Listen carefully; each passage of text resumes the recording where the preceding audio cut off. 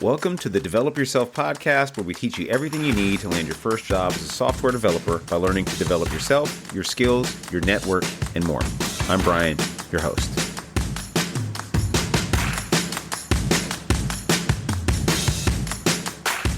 So this year, I've worked at 3 different companies. In the last 12 months, I've worked at 3 separate companies as a software engineer. I don't recommend this. It's been incredibly stressful, if I'm being honest, going through interviews, negotiations, having to figure out what's the best place for me and my career goals. What are my career goals? Trying to think through all these things and at the same time run a business where I help coach other software engineers and get them in the industry. But it's taught me a whole lot. And it's made me think a lot about the game of employment and this game that we play all the time that we might not even know we're playing.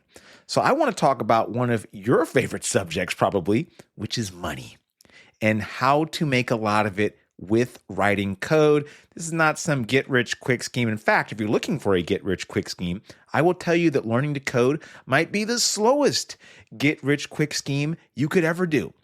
But if you're still listening and you want to learn to code because you want more money, just be honest about it. That's fine.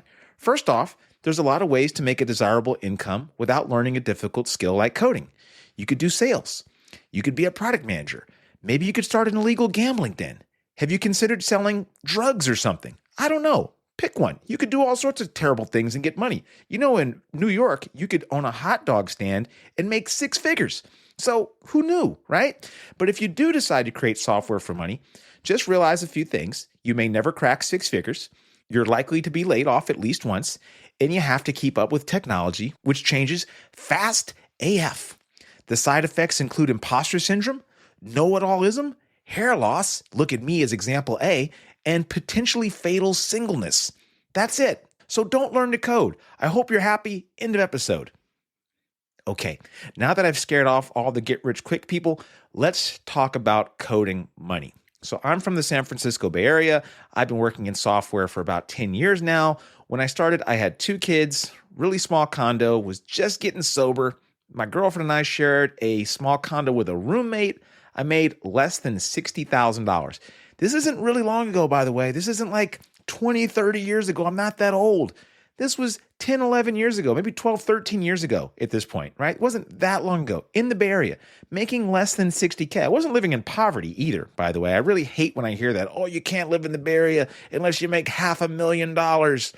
But since then, my highest salary that I took home was over $250,000. It was $280,000. That include bonuses and stock options.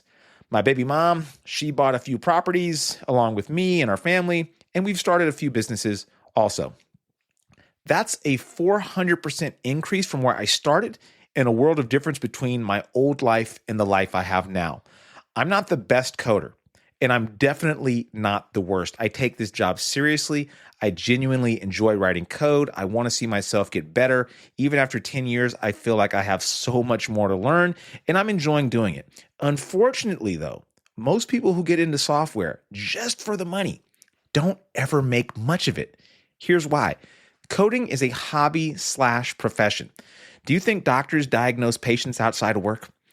How many office workers do you know that practice Excel on the weekends? Do you know any cashiers who like to ring people up for fun in competitions? Probably not, right? As a coder, however, you're basically expected to work outside of work. I know, crazy, right? Most developers code as a hobby and a profession. If you look at Stack Overflow's yearly survey, you'll see that over half of software developers code as a hobby, including me. Developers are also judged by the number of commits they make to things like GitHub, basically a big repository that saves all your changes in the clouds that's public. Can you imagine that? Can you imagine any other career where people will look at what you do outside of work as an indication of what you're going to do in work? They look at something that's public on the internet and say, well, what have you done in GitHub? And if you have nothing, that can actually work against you. I think that's ridiculous, but absolutely it can hurt you on the job hunt. It is ridiculous, but hey, this is the game we are playing. In order to just stay relevant, you kind of have to learn outside of work. Is anyone still there? Are you still listening? Here's the great news, though. If you do enjoy coding and you're willing to do the things that make you uncomfortable, you can have a dramatic financial upside. Here's a step-by-step guide to maximizing your income through a career in software based on what I've done over the years. Of course, this is biased. Of course, this won't work for everybody, but here is a plan of action that you can follow if you want, that I am doing right now. I'm living this plan. I know this works because I've done it. I've seen other people do it. I've taken things from smarter people and people in positions that I want to be in, and I've mapped out my career according to them. I'm still living it, so I can't tell you what the end result will be because I'm in the middle of this thing. But step one, optimize for learning at first. Here's a cliche that's lame, but it's true.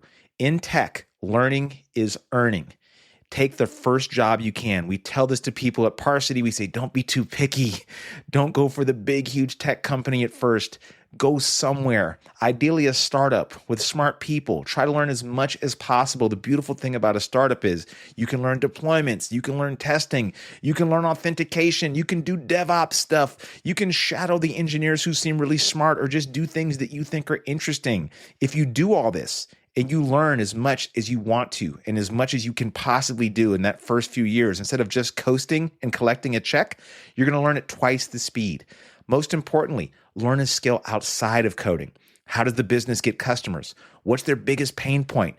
Make it your goal to be able to explain the business clearly and articulate how what you do makes them money or saves them money. More on this later because learning to speak business is going to be your superpower. But put a pin in that. We're going to come back to that. Step two, leave that freaking job. Didn't think that was coming, did you? Forget that first salary. Forget that first salary. Throw it in the trash. Take peanuts, take whatever you need to scrape by, and then leave. Right around the 12-month mark. I'm going to get to why in a second. Maybe they even pay you really well. Maybe you even like these nerds. And fine, if that's the case, just stay. Here's one big thing I've learned over the years. As cliche and as lame as this sounds, it's not all about the money. It can't be. Life has to be about more than money. Seriously, I've never met a person that made a bunch of money and said, I'm done now. You know what getting more money leads to? Wanting more money. It's kind of like cocaine. For the more you get, the more you want to do, right? So you get more money and you think, you know what? 500,000 was great, but what if I had 1 million? And then you meet people with 1 million, they're like, yeah, but this guy has 2 million. I'm telling you, it's a never ending game. I've seen it. I've actually met millionaires and I'm shocked that some of them are still unhappy and they're chasing more and more and more and more. Anyway, you don't have to leave your job. If you like it, just stay there. Be comfortable with it. That's fine. But you have to be able to leave. This means you need to interview at least 2 times per year. If you cannot pass these interviews, this is a sign to study more. I spent around $10,000 learning data structures and algorithms 3 years into my career because I realized how much I stood to gain. It was simple math for me. And I would do this too. If you're considering Parsity or something like that, just do some simple math. I spent $10,000 to learn data structures and algorithms. I made $120K at the time. This meant I could interview at companies like Google or Meta or really top startups in the Bay Area where the salaries were more near the $200,000 range. I was at least thinking 160 was at the low range, right? An offer from a really low tier company probably put me around the 150 range in the SF Bay Area at the time. To me, that was a no-brainer. And also very necessary insurance because there is no such thing as stability, right? We know that companies are not stable anymore. This is not like when our mom and dad had jobs in the 70s and 80s and 90s when they could stay at a company for 30, 40 years. That's just not the case anymore. There's really nowhere to hide. So the only good defense is a really good offense. You want to avoid a scenario where you're unexpectedly without a job and you have zero ability to get a job. And this is unfortunately the situation of your average LinkedIn power user. Please don't hate me for saying that. I'm just saying, right? This is the issue with most people is that they get hit by the market or they get hit by an unexpected layoff and they're like, oh my God, I am screwed. I don't know how to interview. I haven't posted ever and I have 2 connections. What am I going to do? I'm going to just spam the easy apply button and I'm kind of screwed now. Now I'm at the mercy of the market. Now we're all ultimately at the mercy of the market. But the best time to look for work is when you're working. Yet most people refuse to do this because it sucks, right? No one likes to interview. Like it or not, interviewing is the highest paying skill you can have. If you get good at it and you get good at finding and passing interviews when you don't have to, you'll have the most important thing in the whole world, options. Step 3, take the big fish, small fish approach to your career. I actually talk about this in an article. I have this theory about careers being a big fish in a small pond and then being a small fish in a big pond. So I think about it a little bit like this. If you have a glass of water, it's really valuable in the desert. It's not so valuable like, I don't know, at a water store. Fill in the analogy however you want to right there. So I don't actually recommend job hopping excessively. I think you should stay at one company long enough to make an impact, pick up some valuable skills, and increase your value. But here's the thing, all value is not created equal. Just like that glass of water is worth a lot of money in the desert, right? At a massive company like Google, I'm actually not worth much. I don't bring any particular expertise that they don't have 10 times over. Now, at a startup where I've made most of my career, and they need a developer who can contribute to the product and help with marketing and start from scratch and is really autonomous and doesn't need any hand-holding, I'm a great catch, right? I've learned marketing and sales by running my own business. I can bring that knowledge. At the last company I was at, I was not only writing code from scratch and getting features out the door from day one, I was also helping with things like video editing or some marketing or talking about landing pages or talking about SEO value. These are things that I learned over the years running my own businesses. So that was a huge benefit to them. Hey, I hope you're enjoying this episode, and if you're interested in becoming a software developer, learning how to build complex software, and actually get hired, join me at Parsity.io. If you're serious about joining, just schedule a call with me by clicking the link in the show notes below. And I was hired at a big, boring Fortune 500 company about 5 years ago after working at some really fast-paced startups. I went from being a pretty average senior engineer at a really fast-paced startup where I was like, okay, this guy's pretty good. He's pretty decent. Now I went to this other company. I was like a leader. What was normal to me was like magic to these people. They didn't write unit tests. I was like, I really know unit tests really, really well. I taught the whole team unit tests. They were doing 2-week release cycles. I'm like, we can deploy our code daily. They had never done a hackathon to generate ideas. I'm like, cool, let's do that. Honestly, I kind of didn't grow much at this company. I was a big fish in a small pond, but my salary blew up. I learned how to manage people. I leveraged my expertise and trust to get into management where I got stocks and bonuses, higher base salary, more than any other small startup could offer. I'm like, great, I'm set, right? I'm like, I'm not going to play this game anymore. I'm not going to go around job hopping. I'm going to stay here and maybe retire. And then I got laid off. Isn't that funny how life works? I got a company and I was ready to like take on the world, and then boom, out of nowhere, I got laid off. So sad, too bad. And then I went back to being a small fish because I'm like, you know what? I've coasted for too long. I need to go to somewhere where I'm really getting stretched to the limit, right? So I went to a really small startup. It was all people that were at Meta and Amazon and all this stuff. And I'm like, oh my God, how the hell did I get in here? And so I'm with these incredibly talented people. And I was like the worst engineer on the team. The team was, by the way, 3 people. So being the worst out of 3 is like, hey, it's not hard to be the worst. I also learned more in that last 9 months than in the last 4 years combined. So I'll let you guess what my next move has been. I'm in a company now where I'm a bit of a big fish. I'm more like a medium fish. It's a really small team.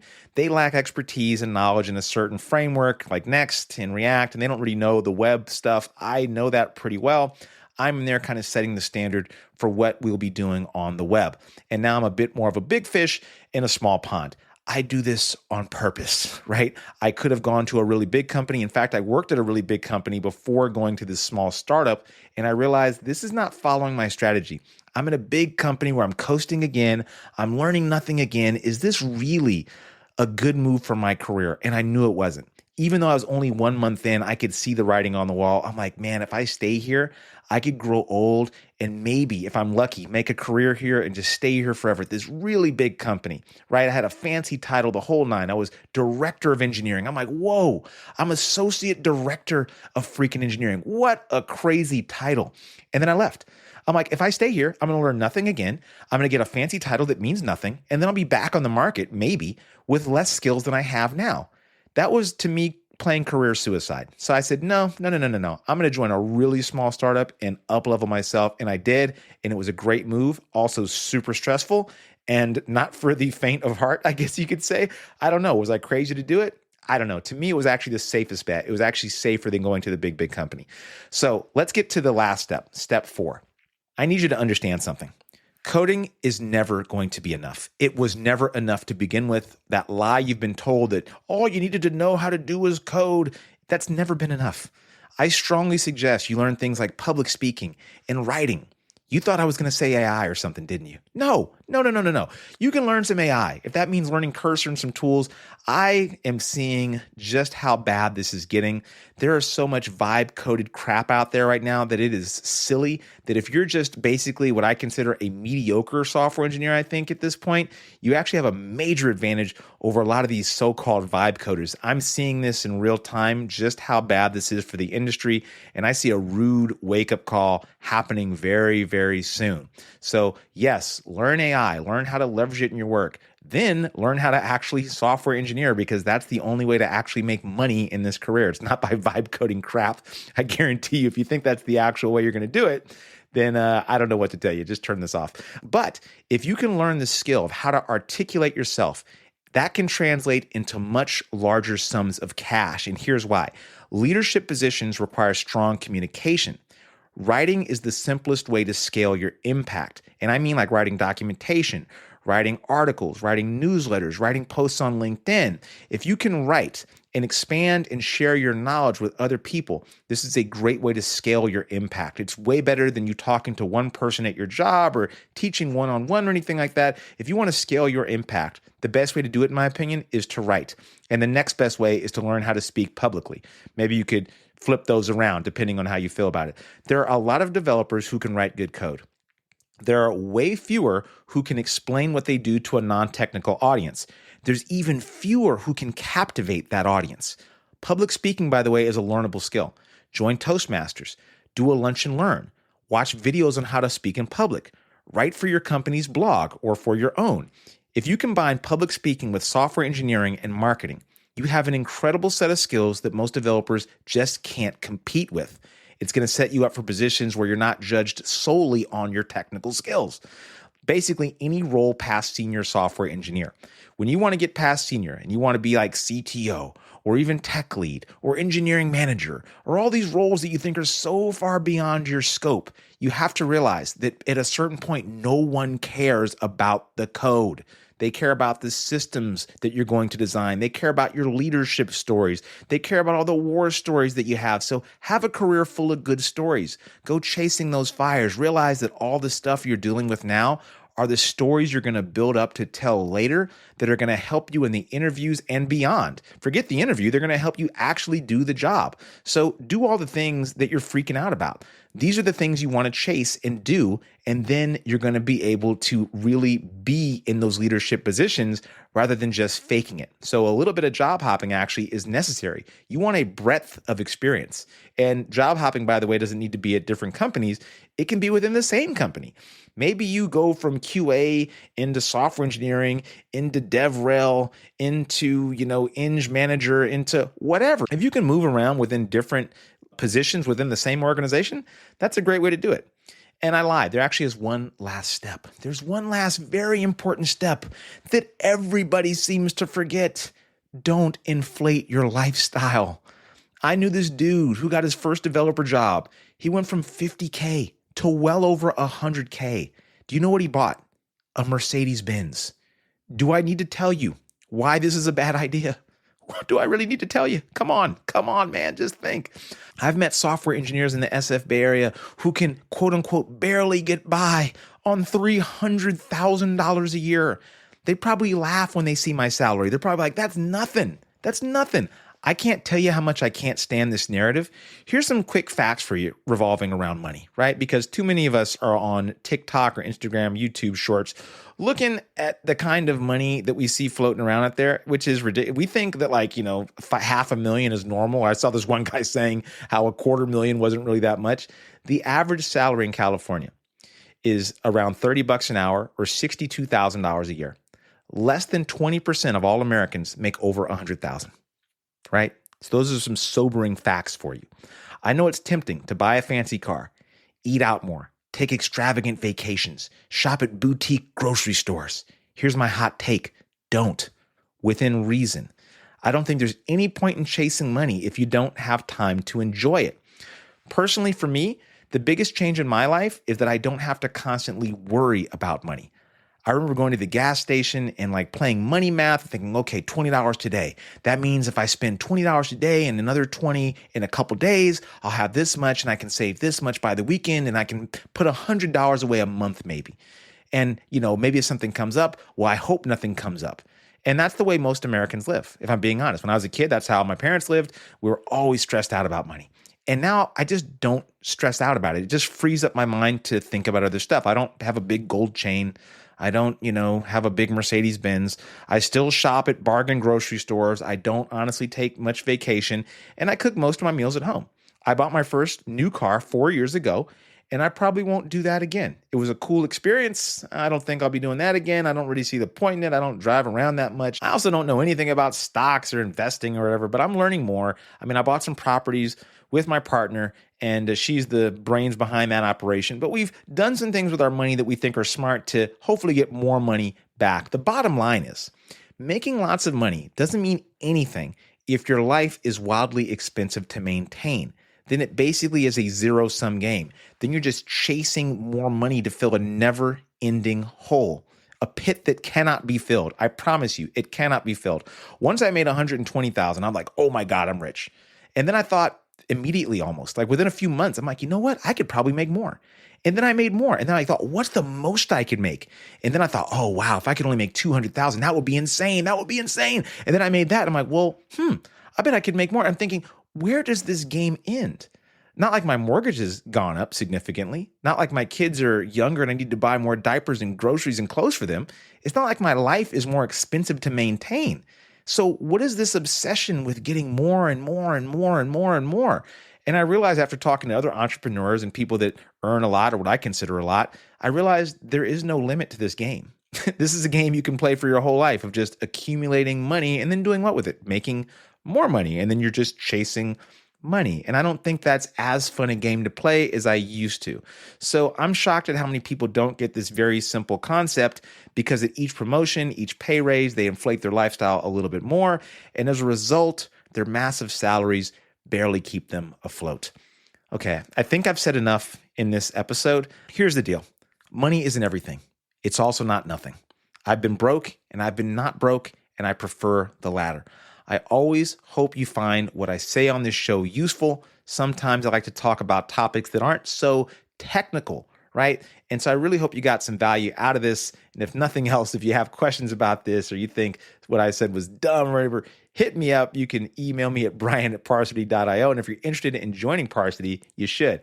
This is not a get-rich-quick scheme, by the way. It's not even a get-rich-slow scheme. It's a learn how to code, change your career the right way scheme. So if you're down for that kind of scheme, hit me up and go to parsity.io/InnerDadCircle, and I'll see you around. That'll do it for today's episode of the Develop Yourself podcast. If you're serious about switching careers and becoming a software developer and building complex software and want to work directly with me and my team, go to parsity.io.